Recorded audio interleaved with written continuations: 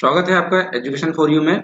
मेरा नाम है आशीष चौरसिया और आज हम यहाँ पे हिस्ट्री मीन्स इतिहास की एक सीरीज स्टार्ट कर रहे हैं जिसमें आपको 1000 इंपॉर्टेंट क्वेश्चन प्रोवाइड करने वाले हैं और काफ़ी इंपॉर्टेंट होने वाले हैं सभी एग्जामिनेशन के लिए। ये कोई भी पर्टिकुलर एग्जामिनेशन को रखकर नहीं बनाया गया, फिर भी मोस्ट इंपॉर्टेंट क्वेश्चन हम आपके लिए लेकर आए हुए हैं। तो चलिए स्टार्ट करते हैं।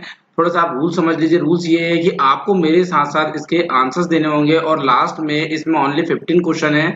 लास्ट में आपका क्या स्कोर रहा, कितने सही आंसर दिए, वो कमेंट बॉक्स में आपको लिखना है।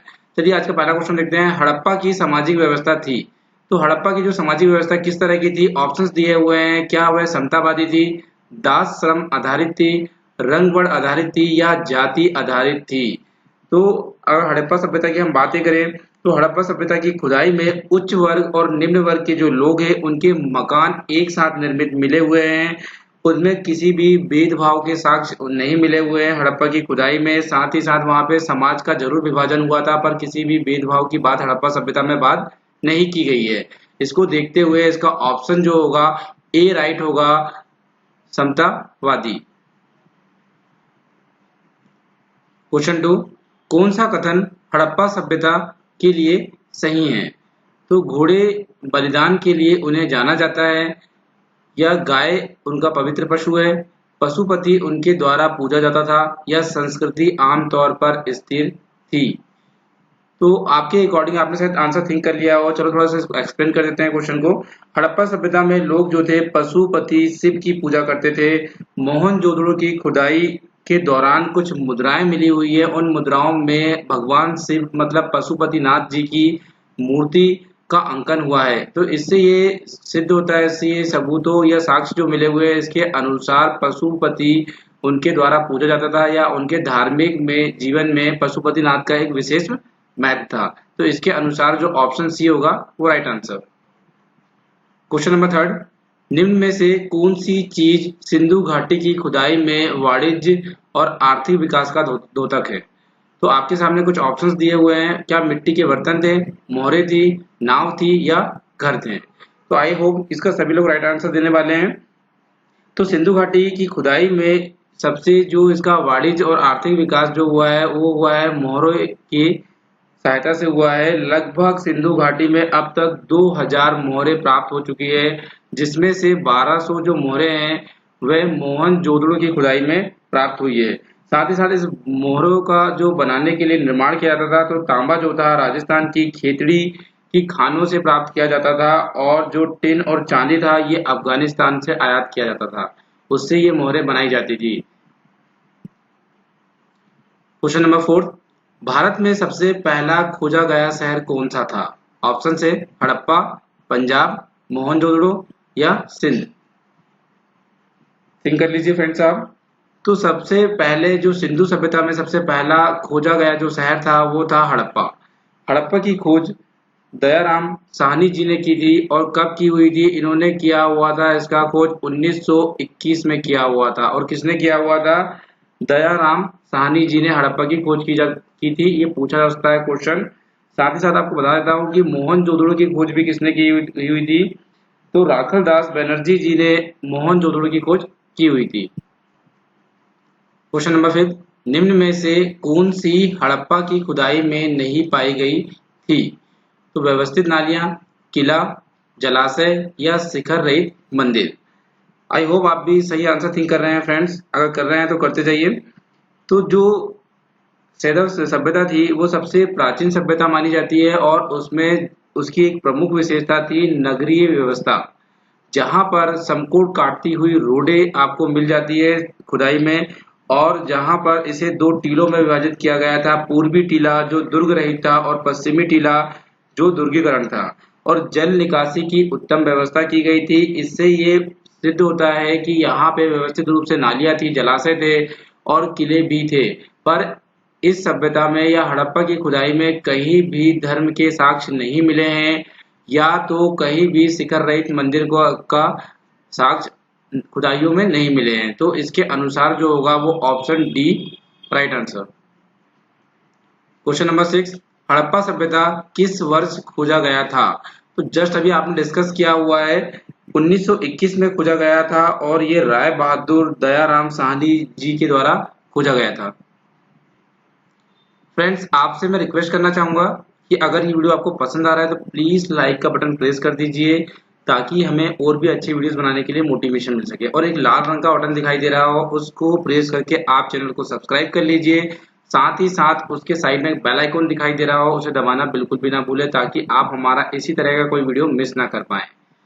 चलते हैं नेक्स्ट क्वेश्चन में। क्वेश्चन नंबर 7, सिंधु घाटी और आज की हिंदू धर्म की प्राचीन संस्कृति के बीच जैविक संबंध किस पूजा से साबित होता है? ए. पशुपति इंद्र और देवी माँ की पूजा, बी. पत्थर वृक्ष और जानवरों की पूजा, विष्णु और शक्ति की पूजा, और शिव और शक्ति की पूजा। तो इसका राइट आंसर होगा यहाँ पे बी। जब सिंधु घाटी की जो सभ्यता थी, इसमें पत्थर, वृक्षों और जानवरों की पूजा की जाती थी, और हिंदू धर्म में आज भी वृक्षों की, पत्थरों की और जानवरों की पूजा की जाती है। तो ये काफी सुमिलित है। क्वेश्चन नंबर 6, सिंधु सभ्यता का यह एकमात्र स्थल है जहां से कृत्रिम गोदीवाड़ा मिला था। तो सिंधु सभ्यता का कौन सा इन चारों में से स्थल है? तो पहला है लोथल, कालीबंगन, हड़प्पा या मोहनजोदड़ो। तो इसका राइट आंसर होगा लोथल।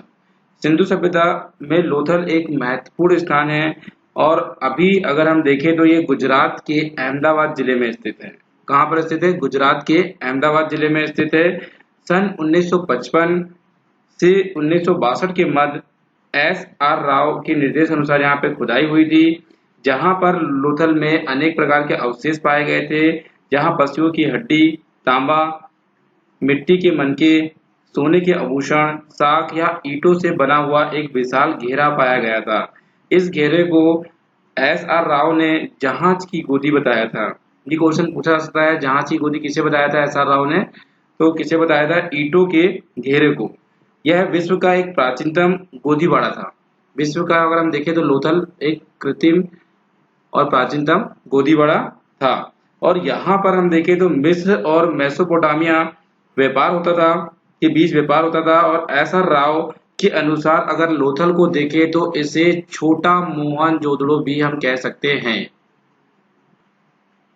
क्वेश्चन नंबर 9, निम्नलिखित पालतू जानवरों में से जो सिंधु सभ्यता का टेराकोटा में अनुपस्थित था, भैंस, भेड़, गाय या सुअर। तो गाय वहां पर अनुपस्थित थी। गाय जो थी ये आर्यों का प्रमुख पशु था और उनके आर्थिक जीवन का आधार था। उस समय क्या थी? गाय जो था आर्यों का प्रमुख पशु था और उनके आर्थिक जीवन का आधार भी गाय ही थी। क्वेश्चन नंबर 10, इनमें से कौन सा सिंधु शहर जो बिना गढ़ या किले का था? कालीबंगन, हड़प्पा, मोहनजोदड़ो या चन्नूदड़ो। तो इसका राइट आंसर आपको बताना चाहूंगा, उससे पहले मैं कुछ डिटेल दे दूं आपको। जो चन्नूदड़ो इसका राइट आंसर है। ये मोहनजोदड़ो से दक्षिण से 130 किलोमीटर दूर स्थित है। इस स्थल की खोज जो है 1934 में की गई थी। कब की गई थी? ये 1934 में इसको खोजा गया था। किसके द्वारा खोजा गया था? इसे एन.जी. मजूमदार के द्वारा खोजा गया था, और 1935 में मैको द्वारा इसका उत्खनन कराया गया था। उत्खनन कराने पर यहाँ पर मकान जो दिखे थे वो पक्की ईंटों के बने हुए थे। शौचालय था, स्नान गृह था, आंगन आदि हुआ करते थे, और यहाँ पे माणिक मोहरे भी प्रदान हुई है। पर यहाँ इससे ये सिद्ध होता है कि ये औद्योगिक केंद्र रहा होगा। पर यहाँ पर किलेबंदी के कोई भी साक्ष्य नहीं मिले हैं। इसके अनुसार हमारा जो राइट आंसर होगा वो होगा डी। क्वेश्चन नंबर 11, सिंधु घाटी सभ्यता की विशेषता थी। प्राकृतिक की शक्तियों की पूजा करते थे, व्यवस्थित शहरी जीवन है, देहाती खेती था, वहां पे जाति आधारित समाज था। अगर आपने वीडियो बहुत ध्यान से देखा हुआ होता तो इसका आंसर आप एक ही बार में दे देते हैं। इसका ऑप्शन होगा बी, व्यवस्थित शहरी जीवन होगा। अभी जस्ट हमने डिस्कस किया था कि सिंधु जो घाटी सभ्यता है वहां पर आपको कुछ समकोण काटती हुई रोड मिलती है।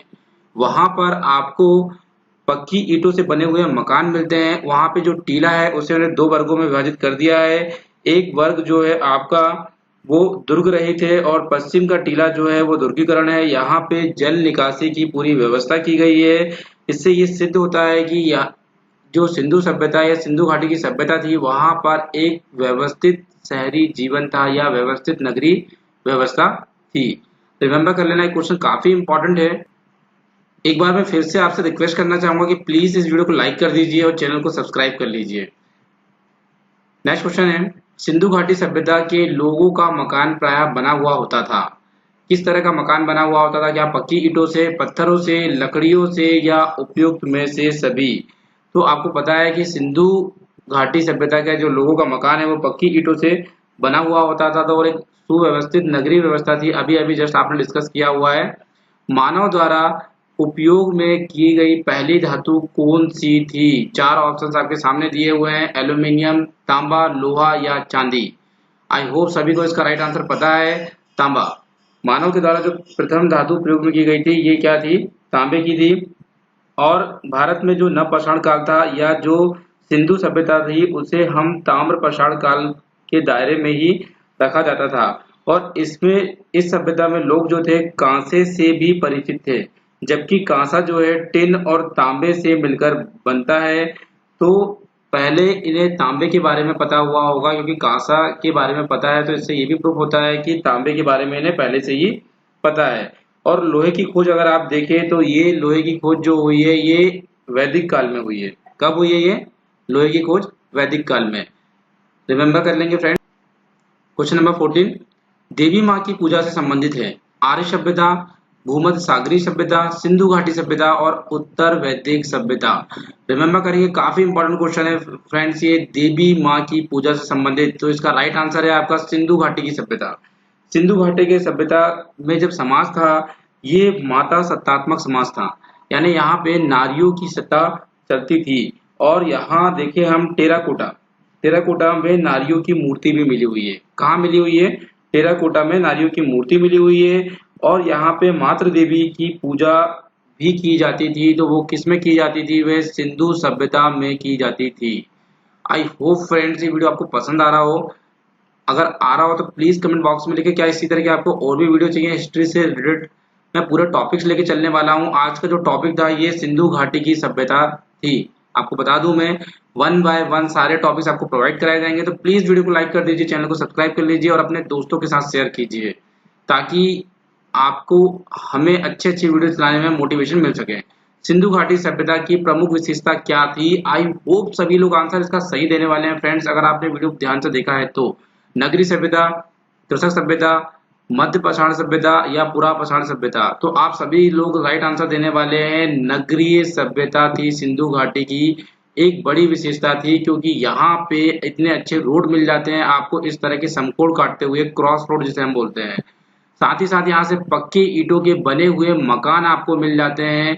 और यहाँ पर जल निकासी की व्यवस्था थी। और यहाँ पे नगरों को एक सुव्यवस्थित ढंग से रखा गया था और व्यापार का केंद्र भी रहा है। तो हम मान सकते हैं कि इसकी जो नगरीय व्यवस्था थी वह सुव्यवस्थित थी। तो फ्रेंड्स क्या ये डिटेल में जो वीडियो है आपको अच्छा लगा या नहीं लगा, कमेंट बॉक्स में जरूर लिखें। साथ ही साथ आपको बताएं क्या ये वीडियो थोड़ा स्लो तो नहीं हो गया है? मैंने आपको एक्सप्लेन करने की कोशिश किया हूँ, क्योंकि डायरेक्ट आंसर दे देने से आपको याद नहीं होगा, मैं जानता हूँ इस बात को।